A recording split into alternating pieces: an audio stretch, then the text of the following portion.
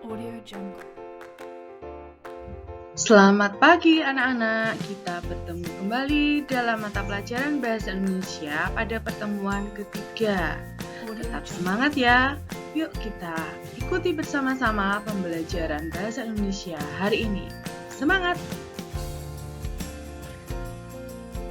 Audio Jungle. Pada pertemuan kedua, kalian telah mempelajari tentang teks deskripsi. Ibu mengingatkan kembali apa yang telah kalian pelajari pada pertemuan kedua, yaitu tentang pengertian teks deskripsi, lalu tujuan teks deskripsi, ciri-ciri teks deskripsi, strukturnya, dan yang terakhir adalah kaidah kebahasaan teks deskripsi.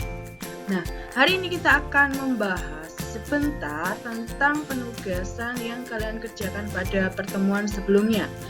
Mari kita bahas bersama-sama tugas yang sudah kalian kerjakan. Berikut adalah teks deskripsi yang Ibu berikan kepada kalian yang sudah kalian baca dan pastinya sudah kalian analisis tentang struktur ataupun kaidah kebahasannya.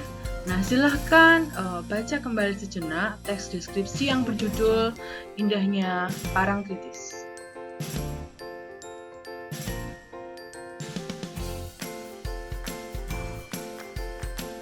Audio Jungle.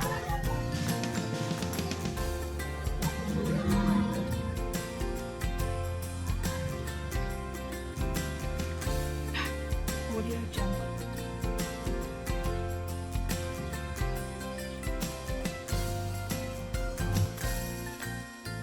Dari teks deskripsi berjudul Pantai Parangtritis tersebut, Ibu meminta kalian untuk menyebutkan strukturnya.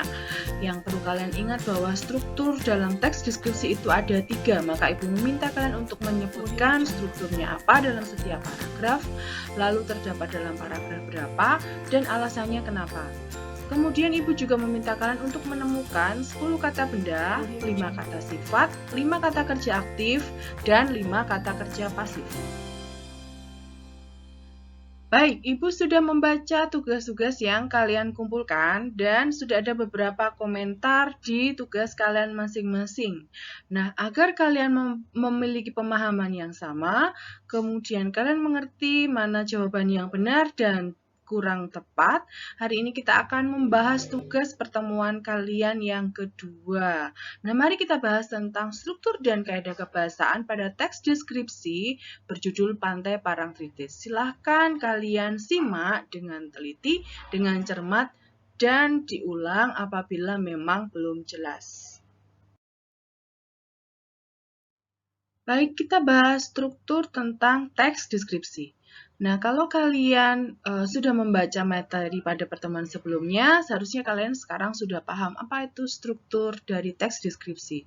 Struktur teks deskripsi terdiri dari 3, yaitu identifikasi, yang pertama, yang kedua deskripsi bagian, dan yang ketiga adalah simpulan atau penjelasan pada bagian-bagian yang penting. Nah, sebenarnya identifikasi itu pasti terletak pada paragraf pertama, kemudian diikuti oleh deskripsi bagian, paragraf kedua dan seterusnya, dan paragraf terakhir itu adalah simpulan, ya. Jadi pasti tempatnya urut, tidak bisa dibolak-balik. Tempatnya harus urut. Jadi identifikasi pasti paragraf 1, diikuti deskripsi bagian, dan paragraf terakhir itu adalah simpulan. Itu sudah pasti tidak bisa berubah. Nah, kalau kalian lihat dalam paragraf 1 pada teks Pantai Parangtritis itu adalah strukturnya adalah identifikasi. Mengapa? Karena berisi tentang identitas seseorang, benda atau objek lainnya. Nah, kalau kalian lihat di paragraf 1 itu mengidentifikasi tentang objek yang dideskripsikan. Di situ dijelaskan nama pantainya apa, letak Parangtritis itu di mana, lalu bentuknya secara umum bagaimana. Kemudian, kalau kalian lihat paragraf 2, itu sudah masuk dalam deskripsi bagian. Mengapa? Karena di sana menjelaskan gambaran atau pemaparan tentang suatu objek atau topik yang dibahas. Jadi dibahas lagi secara rinci. Kalau tadi di paragraf pertama menjelaskan letak tersebutnya di mana. Nah, di paragraf kedua dirinci apa saja yang ada di dalam di pantai Parangtritis tersebut dan dijelaskan secara detail. Nah, jadi paragraf kedua itu strukturnya adalah deskripsi bagian, ya. Di sana dijelaskan keindahan pantai Parangtritis dipaparkan secara rinci dan jelas, yaitu pemandangan di sebelah kiri, kanan, dan keadaan pasir, ombak, warna pantai, dan lainnya. Kemudian paragraf ketiga pada teks deskripsi pantai Parangtritis tersebut masih termasuk ke dalam struktur deskripsi bagian. Mengapa? Karena dalam paragraf ketiga masih dijelaskan hal secara rinci atau apa saja yang terdapat di pantai Parangtritis. Di sana dibahas tentang suasana pantai Parangtritis di kala sore hari. Nah, banyak hal yang bisa dinikmati atau disaksikan pengunjung di pantai Parangtritis pada sore hari, maka masih masuk dalam deskripsi bagian. Kemudian paragraf keempat jelas merupakan simpulan atau kesan strukturnya. Mengapa? Karena di sana kalau kalian lihat ada beberapa kalimat yang mengulang kembali bagian-bagian penting yang perlu ditegaskan dalam teks deskripsi pantai Parangtritis tersebut. Di sana juga disampaikan kesan. Kesan itu apa? Jadi pendapat yang disampaikan oleh penulis secara umum. Jadi tidak berkaitan dengan kalimat atau mengulang kalimat kembali, tetapi penulis ingin mengomentari hal menarik apa saja yang terdapat di pantai Parangtritis. Di situ juga disimpulkan pantai Parangtritis itu cocok untuk wisatawan semua usia misalnya. Kemudian pantai andalan di DIY itu mengulang dari kalimat yang ada di paragraf pertama dan seterusnya. Jadi itu merupakan kesimpulan atau kesan. Jadi kalian mengerti ya perbedaannya ya sekarang ya dari strukturnya, apa itu identifikasi, apa itu deskripsi bagian, dan apa itu simpulan. Ada kata kuncinya masing-masing seperti yang Budias jelaskan. Kalau belum jelas, silakan ulang kembali penjelasan Budias sampai kalian mengerti.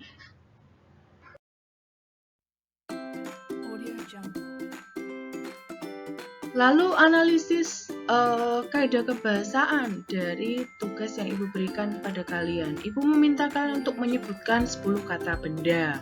Apa itu kata benda? Ibu sudah memberikan materi kepada kalian dan jenisnya. Kata banyak sekali ya. Nah, kata benda adalah kata yang menyatakan nama benda yang dapat dikenali dengan panca indera. Nah, di dalam teks yang berjudul Pantai Parangtritis itu terdapat banyak sekali kata benda ya. Ibu tidak menyebutkan jenisnya apa, tetapi Ibu menyebutkan secara umum. Nanti bisa kalian pelajari kembali pada materi jenis kata yang Ibu berikan pada pertemuan sebelumnya. Nah, kata benda yang ada adalah pantai, wisatawan, tebing, batu, karang, ombak, matahari, lukisan, pengunjung, air, laut, dan lain-lain. Dan masih banyak lagi yang bisa kalian cari. Kemudian Ibu juga meminta kalian untuk menyebutkan 5 kata sifat ya.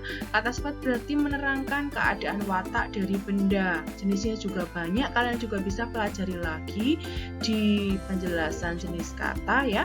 Maka kita dapat menemukan jenis kata sifat yang ada di dalam teks deskripsi Pantai Parangtritis, yaitu besar, elok, ciamik, ramai, istimewa, hangat, dan lainnya. Kemudian kata kerja aktif ya, kata kerja yang menggunakan awalan me dan ber. Nah, kata kuncinya adalah kalau aktif berarti menggunakan awalan me dan ber ya. Ada memanjang, menjaga, memesona, berbaur, melepaskan, menikmati, dan lain-lain. Dan yang terakhir adalah 5 kata kerja pasif ya. Kata kuncinya menggunakan awalan di dan ter. Kalian cari di sana dapat ditemukan, dikunjungi, terlihat, terbenam, tersihir, dinikmati, dan lain-lain. Nah, mudah bukan anak-anak? Baik, silahkan pelajari kembali ya materi yang sudah Ibu berikan. Nah, Ibu sudah membahas tugas yang kalian kerjakan pada pertemuan sebelumnya. Semoga kalian paham ya, Nak. Nah, kalau belum paham, kalian silahkan ulang kembali penjelasan Budias. Mohon maaf jika terlalu cepat. Apabila belum jelas kembali, kalian boleh WA langsung ke nomor HP Budias. Setelah kita membahas tugas pada pertemuan kedua, Hari ini pada pertemuan ketiga, kita masih akan melanjutkan tentang telaah penggunaan bahasa pada teks deskripsi. Ternyata di dalam teks deskripsi itu banyak sekali komponen-komponen kebahasaan yang harus kalian pelajari. Nah, hari ini cukup banyak yang akan kita bahas, yaitu tentang penggunaan bahasa, meneruskan yang kemarin, ya masih ada penggunaan kalimat perincian kata. Lalu ada penggunaan kalimat yang menggunakan cerapan panca indera, ada penggunaan kata dengan kata dasar, penggunaan sinonim pada teks deskripsi, penggunaan kata depan pada teks deskripsi, penggunaan kata khusus dan umum, penggunaan kata depan di dan huruf kapital, penggunaan kalimat bermajas, dan yang terakhir penggunaan kalimat yang bervariasi. Cukup banyak ya anak-anak, tetap semangat pokoknya mengikuti pembelajaran hari ini. Yang pertama, penggunaan kalimat perincian untuk mengkonkretkan. Dalam teks deskripsi, seringkali kita masih menemukan kalimat yang sifatnya luas. Kenapa disebut luas? Karena terdapat kata yang butuh dijelaskan dengan kata lain. Nah, berarti kalimat tersebut masih membutuhkan kalimat-kalimat penjelas supaya dipahami oleh orang lain. Perhatikan kalimat yang Ibu contohkan ini. Kemolekan pantai serasa sempurna di sore hari. Di situ ada kata sempurna. Maka untuk mendukung kata sempurna dibutuhkan kata-kata yang lain. Nah, kalau itu terdapat dalam kalimat, maka dibutuhkan kalimat-kalimat yang lain yang mendukung kemolekan pantai serasa sempurna di sore hari. Jadi kata kuncinya sempurna. Maka kita berikan penjelasan atau kita temukan kalimat apa yang mendukung kalimat tersebut. Yang pertama, dikatakan sempurna karena apa? Di sore hari kita bisa melihat matahari terbenam yang merupakan saat sangat istimewa. Itu ya. Kemudian yang kedua, semburat warna merah keemasan di langit dengan kemilau air pantai yang tertimpa matahari sore menjadi pemandangan yang memukau ya. Jadi disebutkan sore juga karena di situ juga ada kata kunci sore. Lalu rasa hangat berbaur dengan lembutnya hembusan angin sore melingkupi seluruh tubuh ya. Jadi selain ada kata sempurna, di situ juga ada kata kunci sore. Jadi kalian mencari kalimat-kalimat yang mengarah pada kata sempurna dan kata kunci sore. Semoga kalian paham ya nak, meskipun kita tidak bertatap muka secara langsung. Nah, supaya lebih jelas lagi tentang penggunaan kalimat perincian untuk mengkonkretkan, Ibu memberikan contoh yang sederhana ya. Kalau tadi benar-benar di dalam contoh teks deskripsi, sekarang Ibu berikan contoh yang ada dalam kehidupan kalian sehari-hari. Misalnya Ibu mempunyai kalimat begini, Audriel merupakan siswa yang sangat baik. Nah, di situ kata kuncinya adalah sangat baik. Sangat baik itu cakupannya masih luas, nak, sehingga kalian bisa menentukan kata-kata yang berhubungan dengan sikap yang sangat baik. Misalnya membantu apa, kemudian berteman, kemudian menghibur, dan seterusnya. Dan Ibu mengembangkannya dengan kalimat yang mendukung kalimat utamanya Audriel merupakan siswa yang baik itu dengan perincian 1, ia selalu membantu teman-temannya yang kesulitan mengerjakan tugas. Kemudian perincian 2, baiknya Audriel adalah ia mau berteman dengan siapa saja tanpa membeda-bedakan suku, agama, dan lainnya. Dan sangat baiknya yang ketiga, Ibu memberikan perincian, Audriel juga selalu menghibur temannya yang sedang sedih karena masalah yang sedang dihadapi. Jadi dari kalimat yang memiliki kata kunci dua kata sangat baik itu, kalian cari kalimat-kalimat yang mendukung pernyataan sangat baik tersebut. Semoga lebih jelas ya nak dari penjelasan singkat Ibu dan contoh sederhana ini. Berikutnya adalah penggunaan kalimat yang menggunakan panca indera. Panca itu berarti 5 ya. Jadi kalian dalam teks deskripsi pasti akan menemukan kalimat-kalimat yang berhubungan dengan panca indera. Kalimat itu mengarah pada penglihatan, pendengaran, perasaan atau pengecapan, penciuman, dan perabaan. Nah, contoh dalam kalimatnya nanti kalian juga akan menganalisis. Ibu mengambil dari teks deskripsi kembali tentang tentang Pantai Parangtritis ya. Nah, kita bisa menemukan kalimat yang menggunakan panca indera penglihatan. Artinya kita dapat melihat. Kalimatnya apa? Pantai Parangtritis berkarakteristik memanjang sehingga sudut pemandangannya terlihat ciamik. Nah, di situ ada kata kunci memanjang. Berarti bisa dilihat.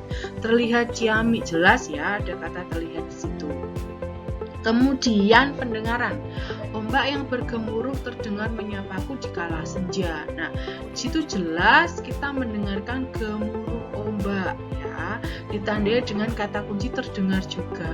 Namun yang perlu kalian tahu anak-anak, tidak semua kalimat itu ada kata terdengar atau terlihat. Jadi kalian harus memahami atau merasakan apakah kalimat itu mengarah bisa kita lihat, apakah kalimat bisa kita mengisyaratkan bisa kita dengar, atau kalimat itu bisa mengisyaratkan bisa kita rasa, bisa kita cium, ataupun kita bisa raba.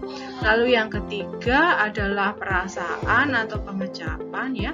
Rasa hangat berbaur dengan lembutnya hembusan angin. Di situ dikatakan ada rasa ya. Jadi seolah-olah kita merasakan sesuatu. Kemudian penciuman, semua orang dapat menikmati hembusan segar aroma angin laut, terutama pada saat sore hari. Ya, di sana dikatakan aroma. Berarti kalau aroma itu berhubungan dengan penciuman. Dan yang terakhir adalah perabaan ya, tiupan angin sepoi-sepoi di pantai sore hari membelai lembut kulitku. Membelai berarti kita bisa merasakan sesuatu.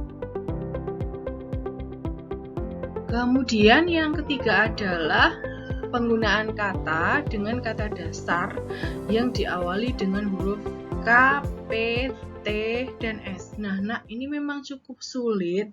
Jadi silahkan dipahami perlahan-lahan ya, supaya kalian bisa memahaminya. Nah, nanti kalian juga akan mencari jenis kata tersebut di dalam teks deskripsi yang akan kalian analisis. Nah, apa jenis kata yang diawali dengan huruf K? Kata dasar ya. Misalnya kita ambil satu kata dasar yang diawali dengan huruf K, yaitu ketuk. Nah, kata ketuk jika mendapatkan awalan men, nanti N-nya akan luluh menjadi eng. Nah, kemudian akan berubah bentuk menjadi mengetuk ya.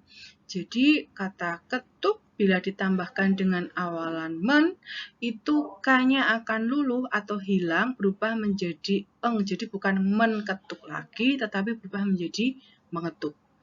Kemudian jenis awalan kata yang diawali dengan huruf P. Misalnya kita ambil kata dasar peluk.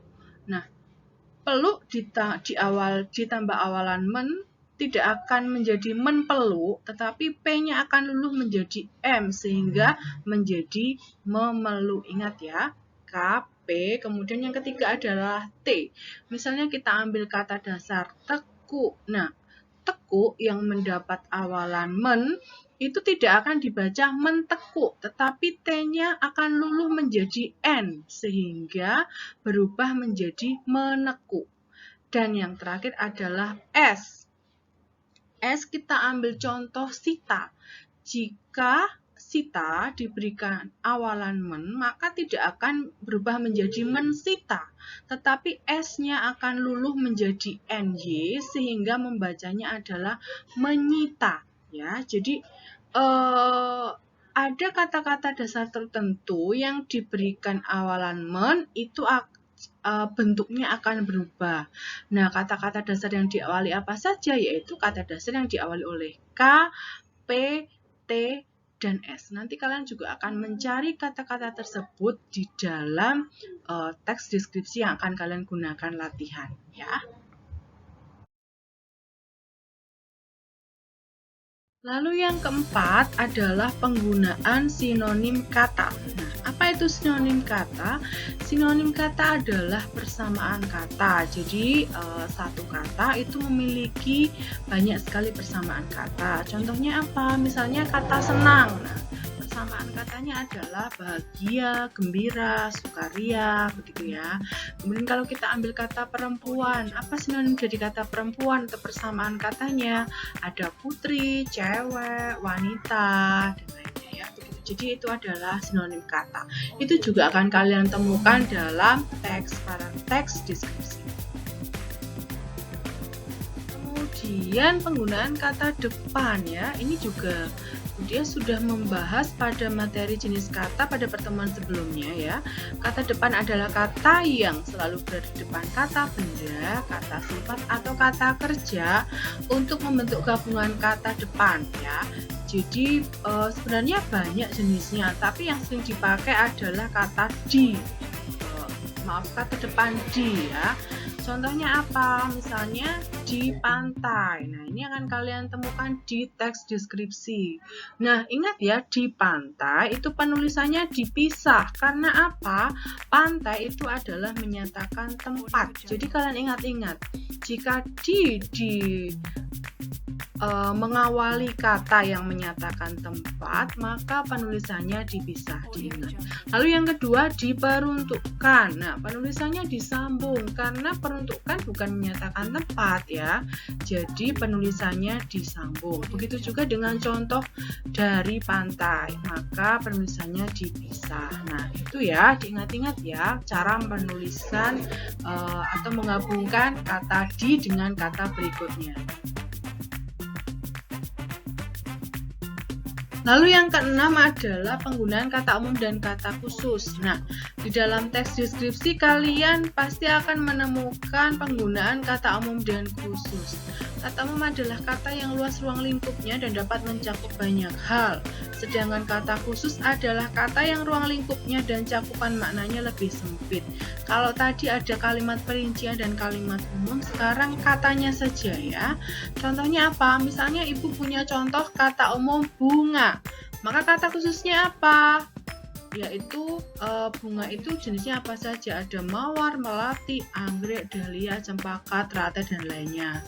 Contoh lain lagi misalnya ibu mempunyai kata umum hewan, maka kata khususnya ada singa, ada harimau, ada kucing, ada anjing, ada burung, dan lainnya ya. Itu adalah berkaitan dengan kata umum dan kata khusus. Kemudian penggunaan huruf kapital ya. Sebenarnya banyak sekali kaidah penggunaan huruf kapital, tetapi di sini Ibu hanya mengambil beberapa hal yang penting saja atau yang biasa kalian temukan dalam teks deskripsi. Nanti yang lainnya kita bahas pada pertemuan yang lain lagi ya, Nak, karena terlalu banyak. Nah, Ibu mengambil kaidah penggunaan huruf kapital beberapa saja ya. Yang pertama, huruf kapital dipakai sebagai huruf pertama awal kalimat. Jadi jangan lupa setiap kalian mengawali kalimat itu harus diawali dengan huruf besar atau huruf kapital ya.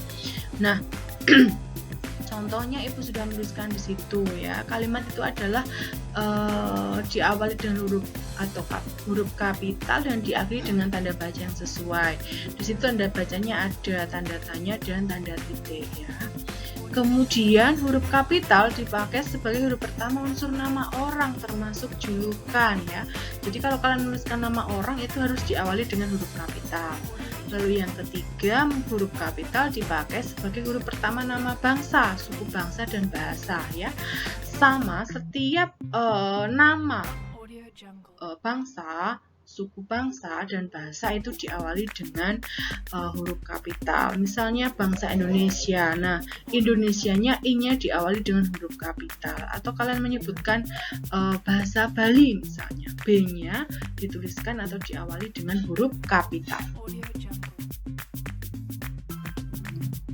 Yang keempat, huruf kapital dipakai sebagai huruf pertama nama tahun, bulan, hari, dan hari besar atau hari raya ya. Jadi kalau kalian menulis nama tahun, bulan, hari besar, raya itu diawali dengan huruf besar. Misalnya bulan Agustus. Nah, Agustus itu kan nama bulan, berarti diawali dengan huruf besar.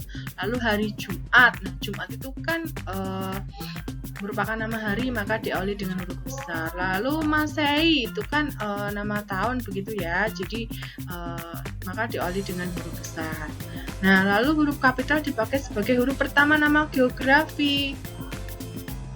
Nama geografi berhubungan dengan geografi ya. Ada Jakarta, misalnya Asia Tenggara. Nah, seperti contohnya di teks deskripsi yang kemarin kalian baca, Pantai Parangtritis. Nah, itu harus dituliskan dengan huruf besar karena merupakan nama geografi. Dan kalian baca juga contoh yang lainnya di situ. Namun demikian, berkaitan dengan huruf nama geografi, ada catatan-catatan tertentu ya, yang tidak harus menggunakan huruf kapital. Perhatikan catatannya tersebut. Huruf pertama nama geografi yang bukan nama diri, ya, bukan nama suatu tempat misalnya, tidak ditulis dengan huruf kapital. Misalnya berlayar ke teluk mandi di sungai, ya, menyeberangi selat berenang di danau. Nah, teluk tersebut tidak disandingkan dengan nama teluknya. Nah, itu akan berubah menjadi diawali dengan huruf kapital jika teluk Sunda misalnya, ya. Teluk Sunda berarti itu kan nama geografi misalnya ya. Jadi T-nya akan berubah menjadi huruf besar.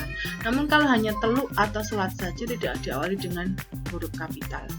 Lalu catatan yang kedua, huruf pertama pada diri geografi yang dipakai sebagai nama jenis tidak ditulis dengan huruf kapital. Misalnya jeruk Bali, kacang Bogor. Nah, itu kan jenis makanan ya, atau jenis sesuatu yang khas dari daerah tersebut. Maka tidak dituliskan dengan huruf kapital meskipun ada Bali, karena jeruk Bali yaitu nama makanan yang berasal dari buah yang berasal dari Bali, atau kacang Bogor, kacang yang berasal dari Bogor, itu tidak dituliskan dengan huruf kapital.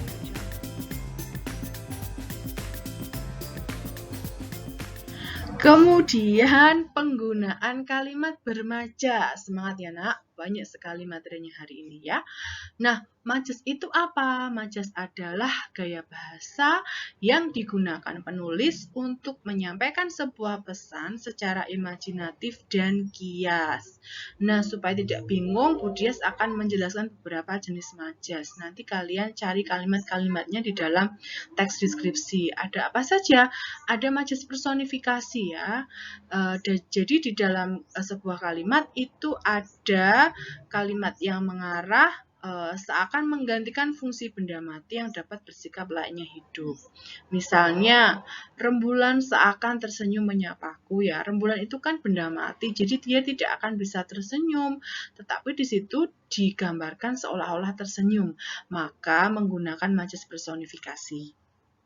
Kemudian yang kedua, majas hiperbola, gaya bahasa yang mengungkapkan sesuatu dengan kesan berlebihan, bahkan hampir tidak masuk akal. Kalau bahasa gaulmu itu lebay, begitu ya. Contohnya apa? Misalnya, tangis kepedihannya begitu menyayat hati. Menyayat itu kan hanya pisau sebenarnya yang bisa menyayat atau menyobek-nyobek begitu ya. Tetapi kalau tangis kepedihan itu tidak akan menimbulkan luka yang mengeluarkan darah begitu ya. Nah, di situ digunakan dalam kalimat bahwa tangis kepedihan itu bisa menyayat hati. Maka kalimat tersebut menggunakan majas hiperbola. Nanti kalian cari lagi kalimat-kalimat lain yang sifatnya berlebihan ya. Lalu jenis majas yang ketiga adalah majas simile atau perbandingan atau asosiasi ya. Majas yang digunakan untuk membandingkan dua hal. Biasanya, nah lihat cirinya itu ditandai dengan kata ini. Seperti bagai, bagaikan, bak, laksana. Jadi kalau nanti kalian menemukan kalimat yang menggunakan kata seperti atau bagai atau bagaikan atau bak atau laksana, pasti kalimat tersebut menggunakan majas simile atau perbandingan. Contohnya apa? Hadirmu bagaikan pelita yang menyemangati hidupku. Nah, di situ ada kalimat yang ditandai dengan kata bagaikan ya. Nah, maka itu menggunakan majas simile. Atau misalnya keindahan pantai seperti panorama indah yang tidak pernah terbayangkan. Misalnya ada kata seperti di situ. Kemudian berikutnya adalah majas metafora, adalah majas yang menggambarkan suatu objek dengan perbandingan langsung. Contohnya, hidup adalah perjuangan suka dan duka manusia. Jadi di situ digambarkan secara langsung. Hidup itu apa toh? Seperti penjelasan dari kata hidup itu adalah majas metafora. Jadi hidup itu ya perjuangan suka duka manusia begitu ya. Atau buku adalah jendela ilmu ya, dijelaskan di sana. Lalu yang kelima adalah majas alegori, majas yang menyandingkan suatu objek dengan kata-kata kiasan ya. Contohnya, kamu adalah matahari yang selalu menyegarkan jiwaku ya. Jadi menganggap seseorang itu sebagai matahari. Matahari itu kan fungsinya banyak ya. Jadi menganggap bahwa orang itu seolah-olah memberikan suatu kesempurnaan bagi orang lain. Jadi diistilahkan orang lain itu sebagai sebuah matahari begitu ya. Jadi sebenarnya jenis majas itu banyak, tetapi Bu Dias hanya memberikan 5 majas dulu di dalam teks deskripsi. Setidaknya kalian nanti bisa mencari juga dalam teks deskripsi yang Bu Dias berikan kepada kalian ya. Baik, setelah banyak hal yang Ibu jelaskan hari ini, semoga kalian bisa paham ya. Mohon maaf bila Bu Dias menjelaskannya terlalu cepat ya. Nah, kalian bisa mengulang-ulang kembali materi yang Ibu jelaskan hari ini maupun pembahasan soal yang sudah Ibu berikan kepada kalian. Setelah kalian memahami materinya, maka seperti biasa ada penugasan untuk kalian. Nah, penugasannya dapat kalian lihat pada video pembelajaran yang satunya lagi ya. Jadi di sana ada khusus video pembelajaran penugasan. Kalau ini diletakkan di bagian materi, maka di bagian tugas kalian bisa menyimak penugasan yang akan kalian kerjakan hari ini. Terima kasih untuk kalian yang sudah menyimak materi yang Ibu jelaskan hari ini. Yuk kita pindah ke video penugasan.